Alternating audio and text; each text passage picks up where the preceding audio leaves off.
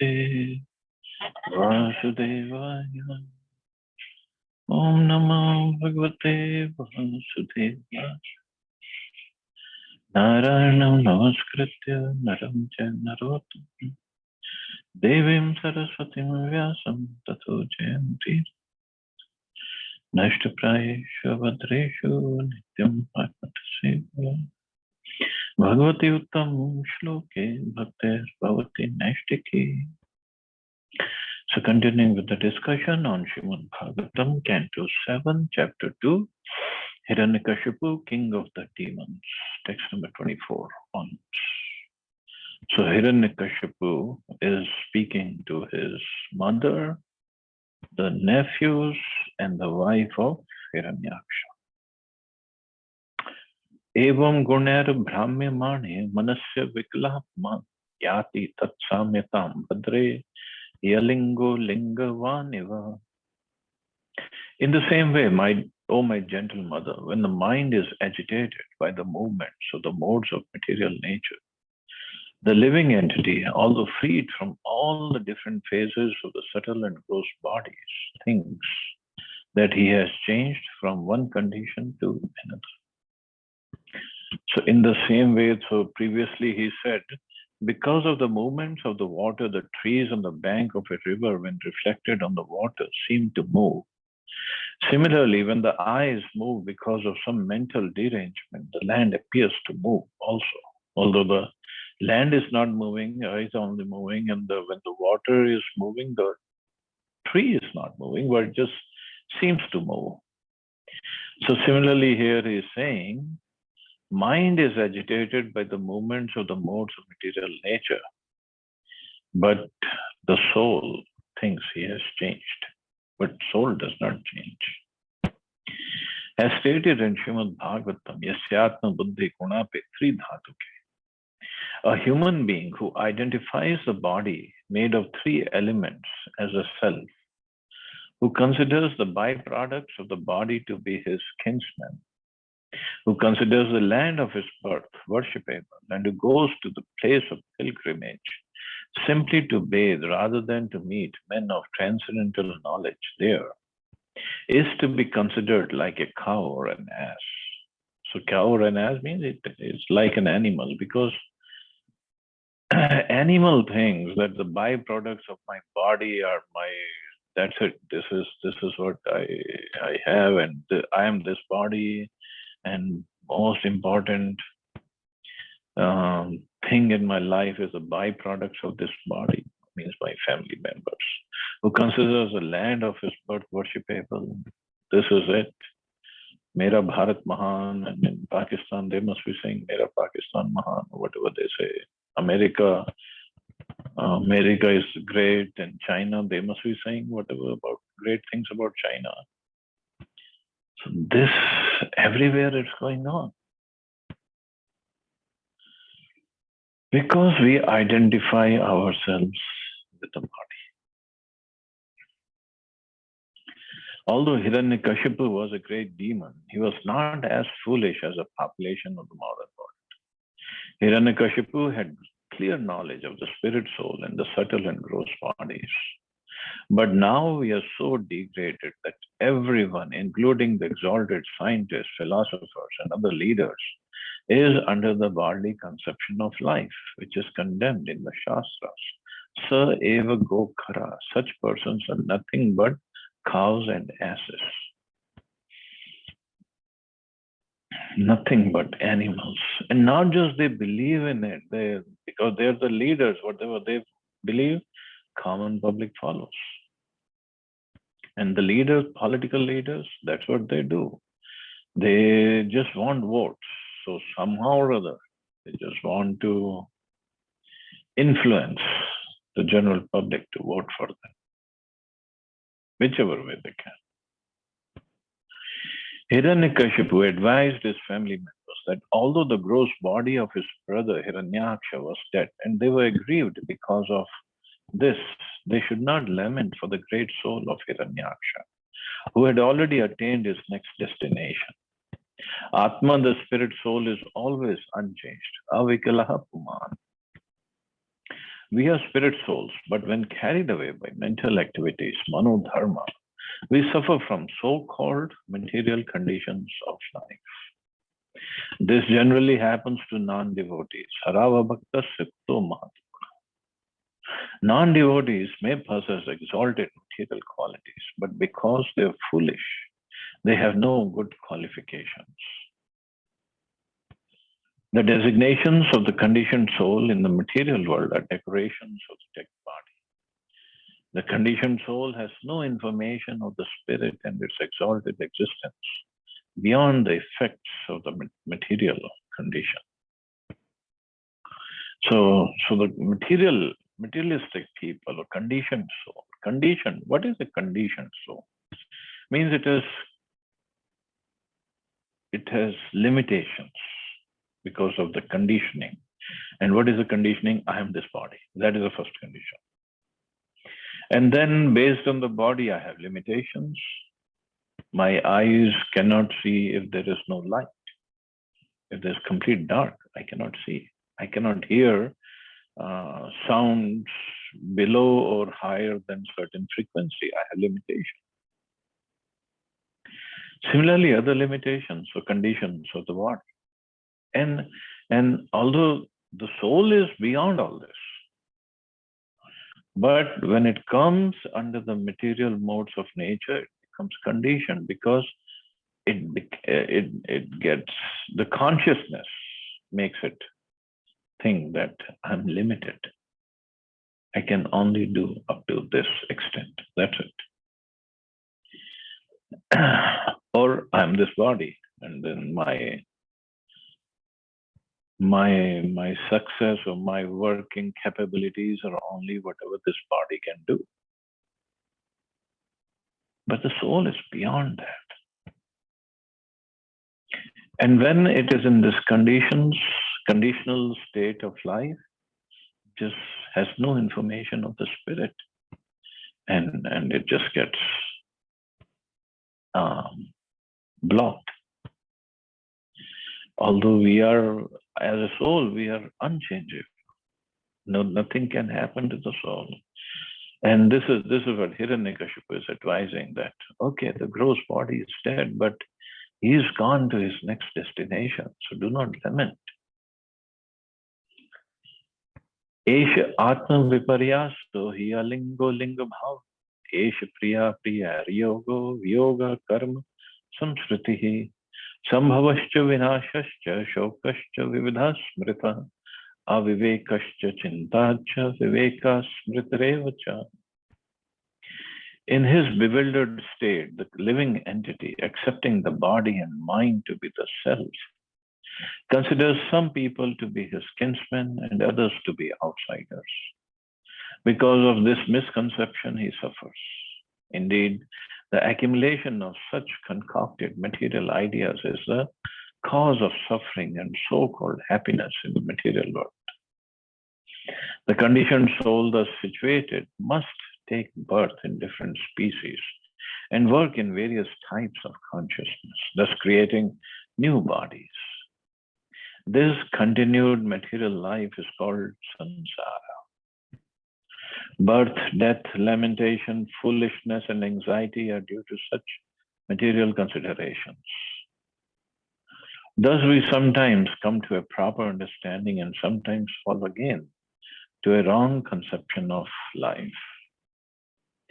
And this material consideration or material way of living, it just ingrained, so much ingrained in everybody in the material. We cannot think beyond it. My so-called suffering or happiness is based on this body and the mind, which is all material, conditioned. And in different species also. It's so amazing. After reading Prabhupada's books and trying to assimilate this philosophy, if you just sit just as an observer in a crowd, just look at everybody, how everybody is acting. Of course, we also act in that way, but with this frame, if we put it on our eyes and then look at everything.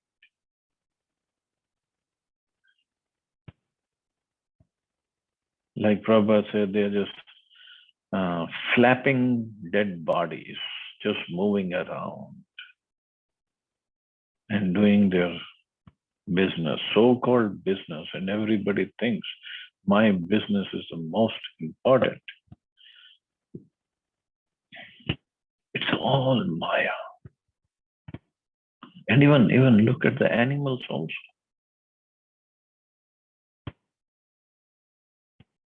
This is how powerful Maya is.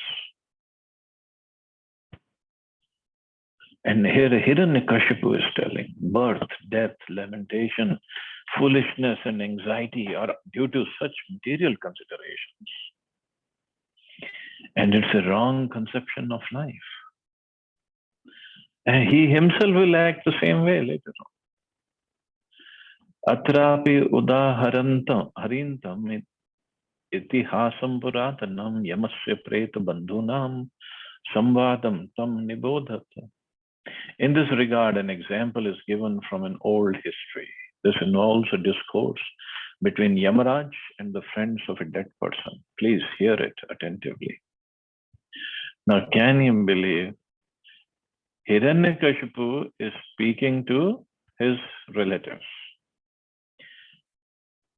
about a story between Yamaraj and a dead person.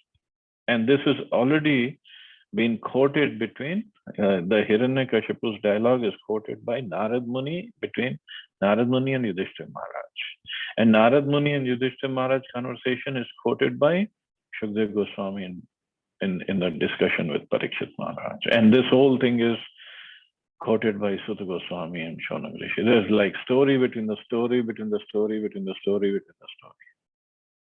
So unless until we are careful, we might lose track of what is going on. So now this is another story between Yamaraj and the friends of a dead person. Okay. The word itihasam puratanam means an old history. Puranas are not chronologically recorded, but the incidents mentioned in the Puranas are actual histories of bygone ages, not mythology. It's not mythology. Nowhere it is said it's mythology. We just like to call it mythology. We think we know everything. We know better than all these sages, and we don't even know more than Hiranyakashipu, who was the biggest demon. And very proudly and very stylishly we say, oh, in Hindu mythology. Just my pet peeve, actually. Sorry to say that. Srimad Bhagavatam is a Mahapurana, the essence of all the Puranas. The Mayavadi scholars do not accept the Puranas. But Srila Madhvacharya and all of the authorities accept them as authoritative histories of the world. See, all the great acharyas have accepted them the authoritative histories. History means something that has happened in the past. Just because some English-speaking historians, they don't believe in it, doesn't mean it did not happen. And just because they have limited knowledge or they have materially conditioned intelligence and whatever they wanted to present, they present, and whatever they want to hide, they hide, doesn't mean it did not happen. It happened. That's why in Bhagavatam it says, itihasam puratanam, old history.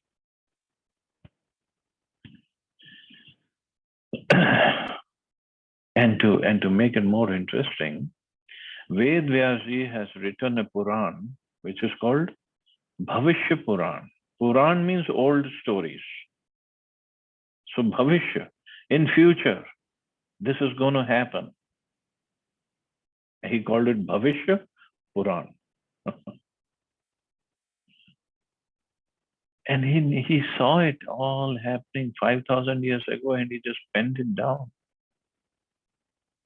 And whatever he has written And he's a literary incarnation of Krishna, and obviously whatever he has written, it has either happened or it will happen in the future.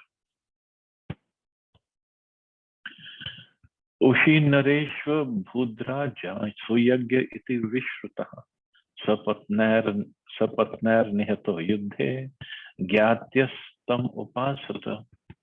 In the state known as Ushinar, there was a celebrated king named Suyagya. When the king was killed in battle by his enemies, his kinsmen sat down around the dead body and began to lament the death of their friend. Vishirana Ratna Kavacham Vibrashta Bharana Srijam Sharnirbhirna Hirdayam Shyanam Sarigavilam Prakirana Kesham Dvastaksham Rabasa Dashta Dachadam Raja Kundha Mukham Bhojam Chinna Yudh Bhujam Ridhe Ushi Narendram Vidina Tatha Kritam Patim Mahishya Prasamiksha Dukhita Hatasmanatheti Kararuro Bhisham Ghananteo Mohustat Padyor Upapatam. His golden bejeweled armor smashed, his ornaments and garlands fallen from their places, his hair scattered and his eyes lusterless. The slain king lay on the battlefield, his entire body smeared with blood, his heart pierced by the arrows of the enemy. When he died, he had wanted to show his prowess, and thus he had bitten his lips, and his teeth remained in that position. His beautiful lotus-like face was now black and covered with dust from the battlefield. His arms with his sword and other weapons were cut and broken. When the queens of the king of Ushinar saw their husband lying in that position, they began crying, "Oh Lord, now that you have been killed, we have also been killed." Repeating these words again and again, they fell down, pounding their breasts at the feet of the dead king. As stated here, Rabasa Dashta Dachadam, the dead king, while fighting in anger, bit his lips to show his prowess, but nonetheless he was killed by providence, Vidhina. This proves that we are controlled by higher authorities. Our personal power or endeavor is not always supreme. We must therefore accept the position offered to us by the order of the Supreme. So this king, although he fought nicely against his enemies, but his heart was pierced by the arrows of the enemy and he fell down dead. Rutatya Uchara Daitangri Pankajam Sijantya Astra Kuch Kunkumaruna Visrasta Kesha Bharana Shucham Nirna Srijantya Akrandanya Vilepire. As the queens loudly cried, their tears glided down their breasts, becoming reddened by the kumkum powder, and fell upon the lotus feet of their husband. Their hair became disarrayed, their ornaments fell, and in a way that evoked sympathy from the hearts of others, the queens began lamenting their husband's death. So the queens came to the battlefield and they saw the dead body of the king, their husband. They were crying and lamenting. Aho vidhatra karunena na prabhu bhavan pranito driga gocharam dasham ushi naranam masi vritti dahapura krito adhuna yena shucham vivardhana. O Lord, you have now been removed by cruel providence to a state beyond our sight. You had previously sustained the livelihood of the inhabitants of Ushinar, and thus they were happy, but your condition now is a cause of their happiness. Tvaya kritagyena vayam mahipate katham vinasyam suhritam tamenate tatranu yanam tav veer padayo shushrushtinam dishyatra yasyasi. O king, O hero, you are a very grateful husband and the most sincere friend of all of us. How shall we exist without you? O hero, wherever you are going, please direct us there so that we may follow in your footsteps and engage again in your service. Let us go along with you. Formerly, a Kshatriya king was generally the husband of many wives, and after the death of the king, especially in the battlefield, all the queens would agree to accept Saha Mara or Sati Pratha, dying with the husbands who was their life. When Pandu Maharaj, the father of the Pandavas, died, his two wives, namely the mother of Yudhishthir, Bhima, and Arjun, and the mother of Nakul and Sahadev, were both ready to die in the fire with their husband. Later, after a compromise was arranged, Kunti stayed alive to care for the little children, and the other wife, Madhuri, was allowed to die with her husband. This system of Sahamaran continued in India even until the time of British rule. But later it was discouraged, since the attitude of wives gradually changed with the advancement of Kali Yuga. Thus, the system of Sahamaran was practically being abolished. Nevertheless, within the past 50 years, I have seen the wife of a medical practitioner voluntarily accept death immediately when her husband died. Both the husband and wife were taken in procession in the mourning cart. Such intense love of a chaste wife for her husband is a special case. So Sahamaran, it was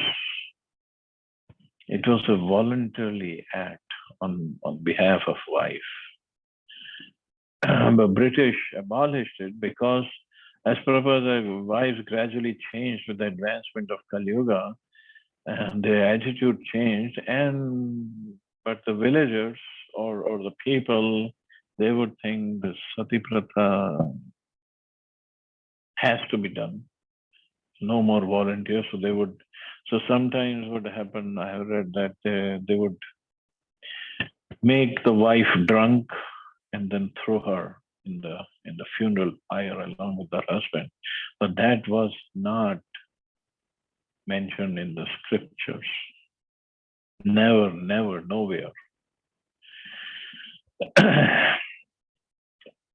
and because of this perversion of the real instructions, then the things change. Then the laws came about that you cannot do that. Evam vilapatinam vai parigriya mritam patim anichtinam nirharam arko astam sanya vartata. And okay, going back to the previous purport, and as Prabhupada said, the attitude of wives gradually changed with the advancement of Kali Yuga, and it has really changed.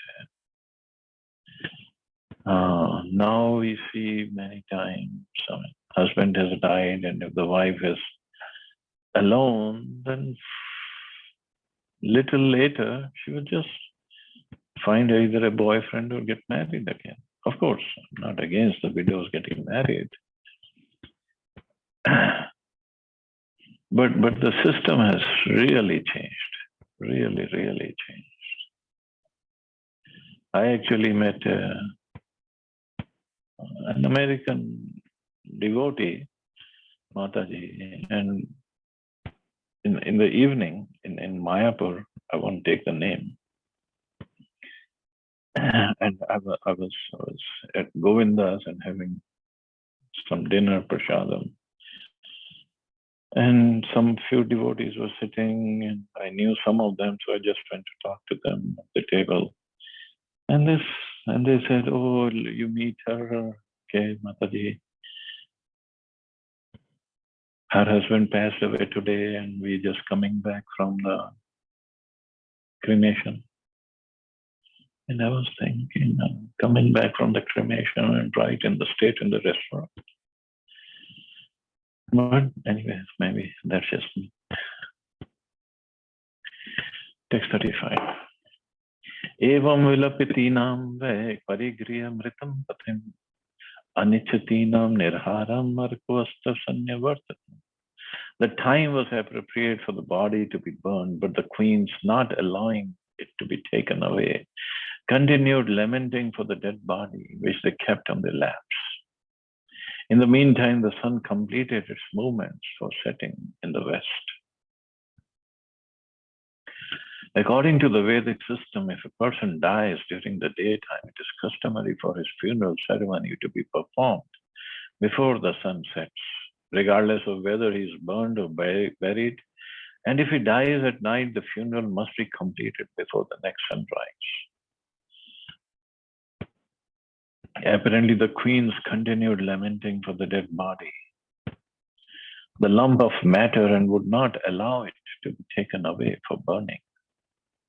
This illustrates the strong grip of illusion among foolish persons who consider the body the self. Women are generally considered less intelligent. Because of ignorance, only the queens thought of the dead body as their husband, and somehow or other thought that if the body were kept, the husband would remain with them. Such a conception of the self is certainly for Gokara, cows and asses. We have actually seen that sometimes when a cow's calf has died, the milkman cheats the cow by presenting before her the dead body of her calf.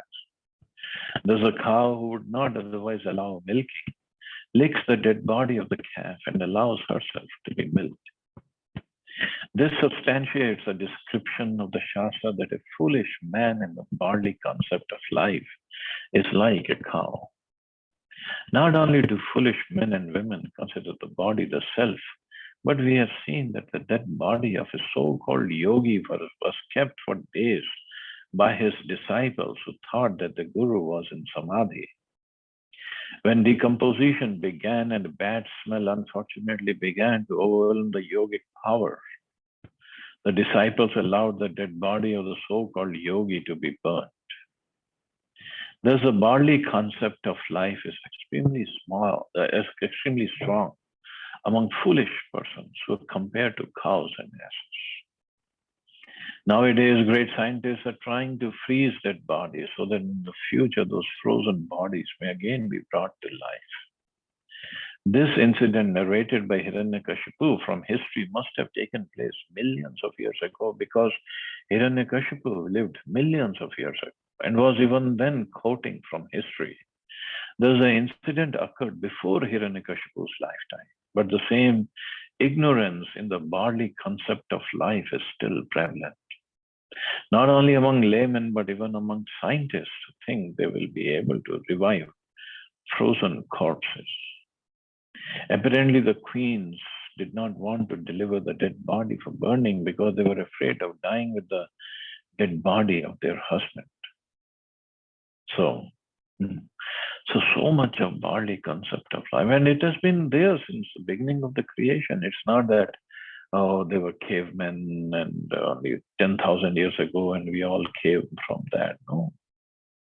Millions of years ago, Hiranyakashipu said this, and with history, of course, this incident happened before Hiranyakashipu. And Prabhupada said must have taken millions of years ago. And even before that, this incident of Yamarajji and the queens happened. So this is nothing new. This has been going on. And it will continue to go on. And Shastras, whatever the scriptures say, they are very valid and very much true. Whether we can understand or not, that's our limitation, not the limitation of the Shastras. And when the Shastras say when we go to the Shamshan and the Shamshan Vairagya happens, it definitely happens. But it remains just for a while. Oh, when we go to the cremation ground, so what's the use of this body? It's just going to come here and burn and leave everything. And as soon as we come out of the cremation ground, we again take to our business and forget about what had happened.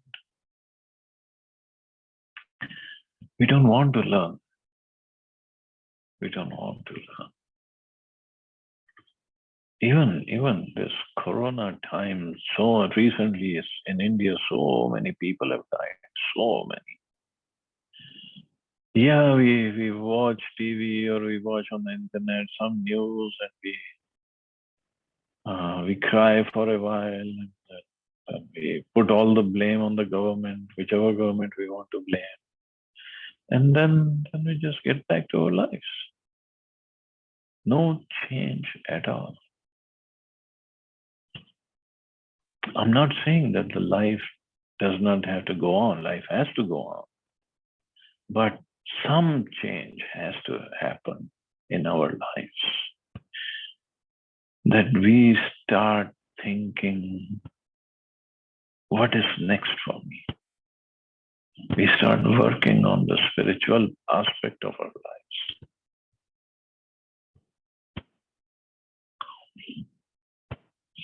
And sometimes people argue, oh, okay, if I take up spirituality, am I not going to die? Of course you're going to die. Everybody's going to die. Jatasi dhruvam mrityur, janma dhruvam mritasya cha. Everybody is going to die, and everybody who has died is going to take birth again. That is the law of nature. But since we are in a human body, we can make best use of this body by taking up spiritual practices.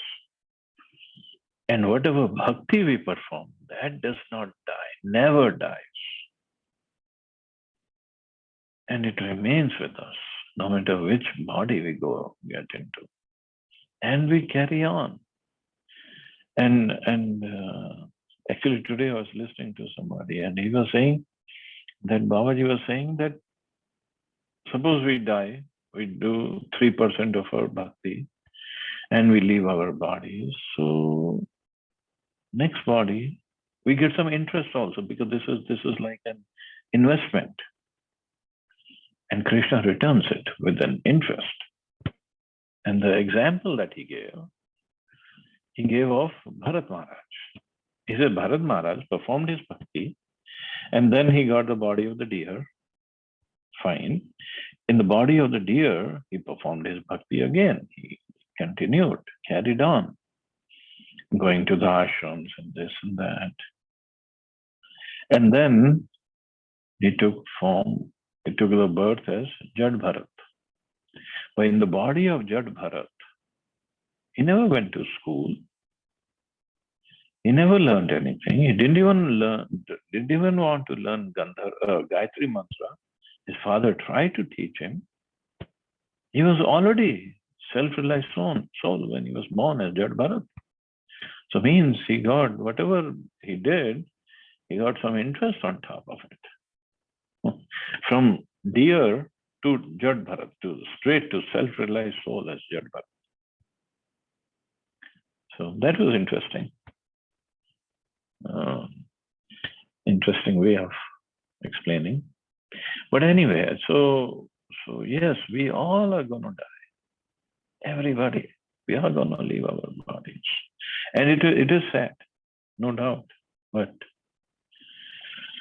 first of all, we should not be attached to this body. We should not be attached to anything else except Krishna.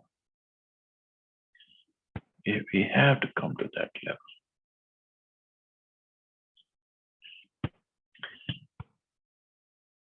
Tatraha preta bandhu namashrutya paridevitam ahatan balako bhutva yamaha swayam apagata.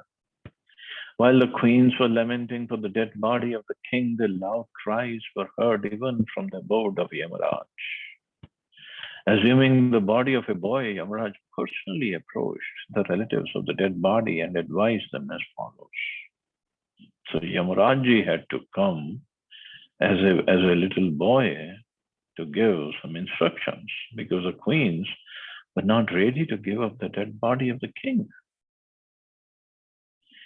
Sometimes a living entity is forced to give up his body and enter another one according to the judgment of Yamaraj. It is difficult, however, for the conditioned soul to enter another body unless the present dead body is annihilated through cremation or some other means. The living being has attachment for the present body and does not want to enter another. And thus, in the interim, he remains a ghost. If a living being who has already left his body has been pious, Yamaraj, just to give him relief, will give him another body. Since a living being in the body of the king had some attachment to his body, he was hovering as a ghost, and therefore Yamraj, as a special consideration, approached the lamenting relatives to instruct them personally. Yamraj approached them as child because a child is not restricted but is granted admittance anywhere, even to the palace of a king. Besides this, the child was speaking philosophy. People are very much interested in hearing philosophy when it is spoken by a child. That is true. Earlier we read how Narad Muni brought that son of Chitraketu back. And when that boy got up and he started speaking philosophy, everybody was interested. So when the child speaks philosophy, everybody pays attention. Old men like me start speaking, people start falling asleep. But when a little child has come up with some philosophy, and they'll, yeah, see, this child is so nice. But anyway, Yamraj, he came in the body of this little boy because he was not restricted. And obviously the queens would be ready to listen to a child. Shri Yamavacha, Aho Amisham Vesadhikanam Vipashyatam Lokvidhim Vimoha Yatra Gatastatra Gatam Manushim Swayam Sadharma Api Shochante Partham. Shri Yamraj said, alas, how amazing it is. These persons who are older than me have full experience that hundreds and thousands of living entities have taken birth and died. Thus, they should understand that they are also apt to die, yet still they are bewildered. The conditioned souls comes from an unknown place and returns after death to that same unknown place. There is no exception to this rule, which is conducted by material nature. Knowing this, why do they uselessly lament?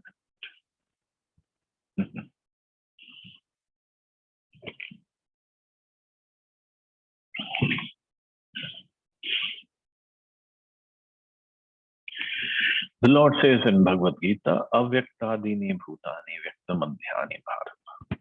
All created beings are unmanifest in the beginning, manifest in the interim state, and unmanifest again when they are annihilated. So what need is there for lamentation? All beings are created beings, means the bodies are unmanifest in the beginning, then they manifest, and then unmanifest again, the bodies. The soul remains as it is.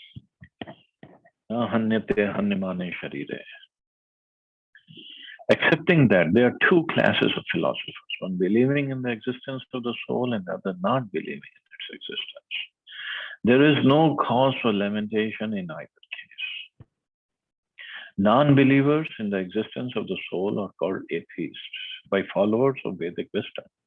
Yet even if for argument's sake we accept the atheistic theory, there is still no cause for lamentation. Apart from the separate existence of the soul, the material elements remain unmanifested before creation. Means just like Prabhupada gave an example of a building in Bhagavad Gita. There's a building, before it was a building, it was all in the form of materials like cement and sand and the bricks and the iron and the plastic and whatever, marble, wood, whatever we have in our homes. So the building is constructed, and after a while it will be destroyed and it will again go back into its natural state. From this subtle state of unmanifestation comes manifestation, just as from ether, air is generated. From air, fire is generated. From fire, water is generated. From water, earth becomes manifested. From the earth, many varieties of manifestations take place. For example, a big skyscraper is manifested from the earth. When it is dismantled, the manifestation becomes again unmanifested and remains as atoms in the ultimate stage. The law of conservation of energy remains, but in the course of time, things are manifested and unmanifested. That is the difference. Then what cause is there for lamentation in either manifestation or unmanifestation? Somehow or other, even in the unmanifested stage, things are not lost. They remain as atoms or earth, water, fire, air, ether. Beginning, both at the beginning and at the end, all elements remain unmanifested, and this does not make any real material difference. But our attachment, because we think we are this body, the attachment is for the body, and that is why we lament, we cry, we get disturbed. Because we don't see the body.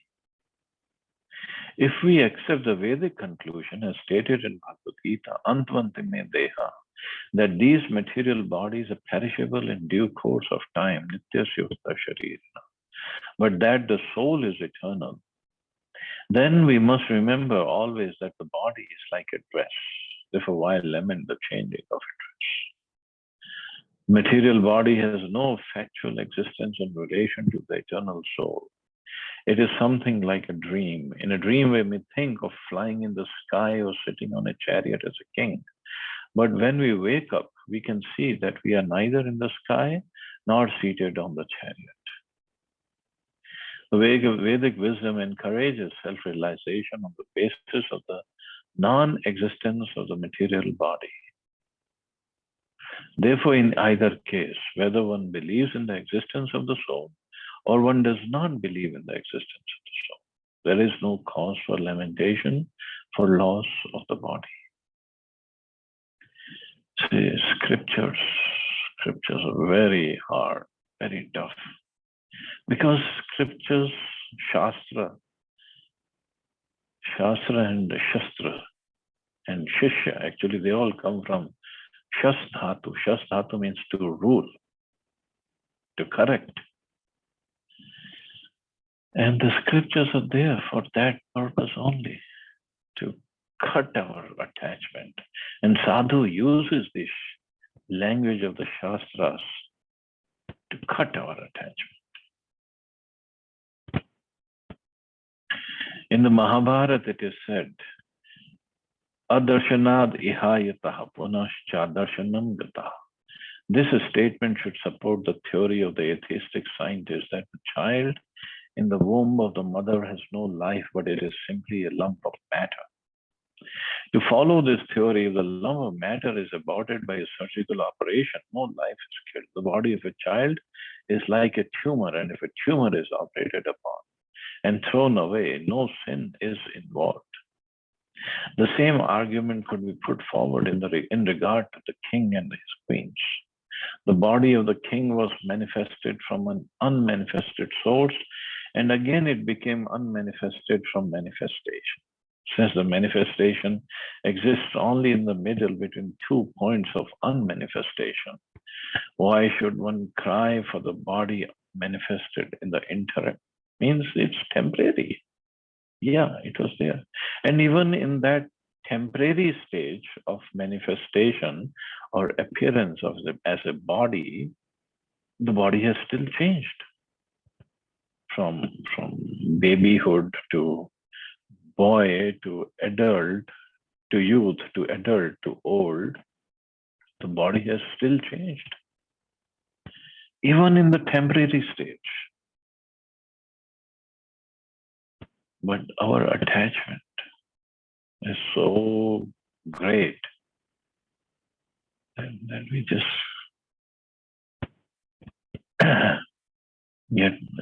we just lament. But we don't lament when the baby body is gone. Now I'm an old man. The baby body is gone.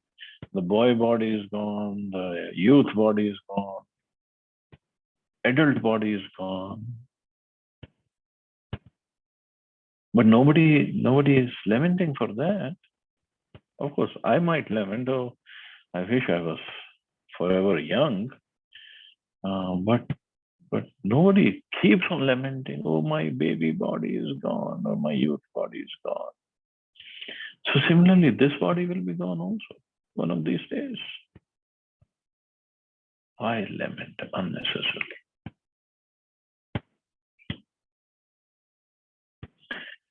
Aho vayam dhanyatama yadatra tyakta pitribhyam na vichintayamaha abhakhyamana abalavrika dibhi sarakshita rakshati yohi garbhe. It is wonderful that these elderly women do not have a higher sense of life than we do. Indeed, we are most fortunate, for although we are children and having been left to struggle in material life, unprotected by father and mother, and although we are very weak, we have not been vanquished or eaten by ferocious animals. Thus, we have a firm belief that the Supreme Personality of Godhead, who has given us protection even in the womb of the mother, will protect us everywhere. That is the beauty of the Supreme Lord and his energies. They have worked so wonderfully. As stated in Bhagavad Gita, Ishvara Sarva Bhutanam Hriddeshe Archantishtati. The Lord is present in the core of everyone's heart. Thus the Lord gives protection to everyone and gives the different types of bodies a living entity wants to enjoy. Everything is done by the order of the Supreme Personality of Godhead. Therefore, one should not lament the birth and death of a living being, which has been arranged by the Supreme Lord. Lord Krishna says in Bhagavad Gita, Sarvasya Chaham Hridi Sanvishta. I am seated in everyone's heart, and from me come remembrance, knowledge, and forgetfulness. One must act according to the direction of the Lord within the heart. But because the conditioned soul wants to act independently, the Lord gives him the facility to act and experience the reactions. The Lord says, Sarva Dharman Parityaja, give up all other duties and simply surrender unto me. One who does not abide by the orders of the Supreme Personality of Godhead is given the facility to enjoy this material world. Instead of restricting him, the Lord gives the conditioned soul the opportunity to enjoy, so that by mature experience, after many, many births, he will understand that surrender to the lotus feet of Vasudeva is the only duty of all living beings. So that happens only after many, many births. Bahunam Janmanam. And this is what I recently, I had seen that video of Prabhupada earlier also, but I saw that Prabhupada is giving him this lecture. It was on the Facebook. His face was like glowing. Literally, it was glowing. And Prabhupada is asking in the lecture, how long does it take for one to surrender to Krishna? Obviously, in the class, it was a pin drop silence. How long does it take for one to surrender to Krishna? Prabhupada just said, only 1 minute. Just surrender. Krishna says, surrender unto me. I'll take care of everything. Do not worry. All your sins will be wiped out. And again, giving assurance, Krishna is saying, Prabhupada said, Krishna is saying, do not worry. I'm very capable of doing this. I'm very much capable. And here it is said, Supreme Personality of Godhead, He has given protection even in the womb of the mother, will protect us everywhere.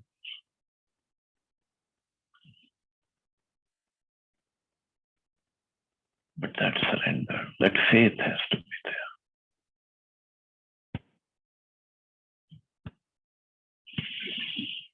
So, more we surrender, more faith develops, and more faith develops. Again, we surrender more. And it's a beautiful journey.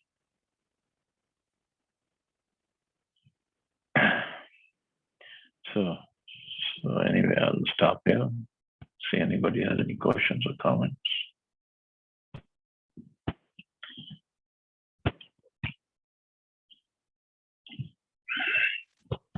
Hare Krishna Prabhuji, Dana Pranam. Hare Krishna. Very absorbing class, Prabhuji. So Thank much you. to actually really inculcate in our day-to-day life. While listening to you, it makes me feel so many things. And then I sometimes get questions also. But after finishing the class, I forget as well. So I got a question, Well, but I forgot. good for me. But I just wanted to know one more thing when you explaining about Bharat Maharaj's story. So, okay, just to punish Bharat Maharaja, Lord Krishna made him a deer body next birth because of the attachment. So after having the deer birth, that deer, although having that body, but he could remember everything about his past, and also he used to go to the hermitage, and then there also like that Bharat Maharaja was doing all his worshipping and all activities. So from at that time only he got the realization. So isn't it possible that from the animal body one can't get the salvation, or one cannot directly go to the Golaka, or one will have to again take the human birth, then only he can get this salvation or Bhagwan ke. See, exceptions are there, but the rule is rule. So from animal body, in the animal body, so Jad Bharat or Bharat Maharaj, he was performing was listening when he was going to different ashrams. He was not able to do any other process of bhakti. But that was good, very good. He was doing that. So from animal body going back to the spiritual world, well, it happened in Mahaprabhu Leela when he had that puppy. He held that puppy around us. He played with that puppy, and that puppy left his body and he went back to Vaikuntha. Or another incident in Mahaprabhu's Leela when Shivanand Sen used to bring devotees from Navdip to Jagannath Puri, and he would arrange for their stay, for their prasadam, everything he would arrange every year. But one year, when they were about to get on a boat, a dog joined the party, and the boatman said, "No dogs allowed on the boat." And Shivanand Sen had to pay extra for the dog, but he realized the dog has joined, so he has to come. And throughout the journey, because it used to take, they would walk, it would take them a long time.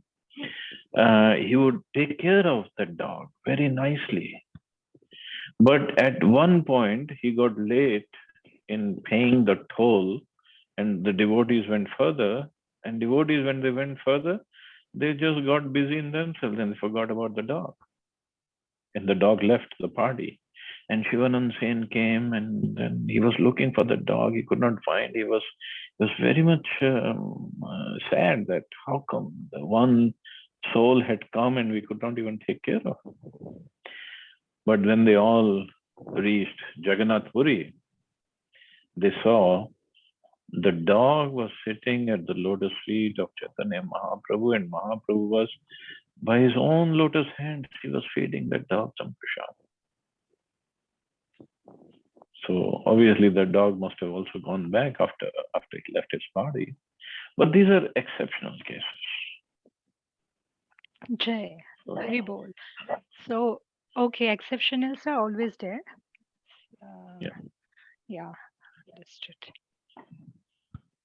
Yeah, because in those bodies, they don't have any control. Everything is controlled by nature. In human body, we have some independence. Yes, Prabhuji. And actually, not some, so much of independence that we misuse it. That's the that is what makes it tricky. Free will. Yeah. So, thank you so much, Prabhuji. Please shower your Thank you, blessings. Mata. Yes. Hare Thank you, Krishna. Mata. Thank you. Hare Krishna. Any other question or comments?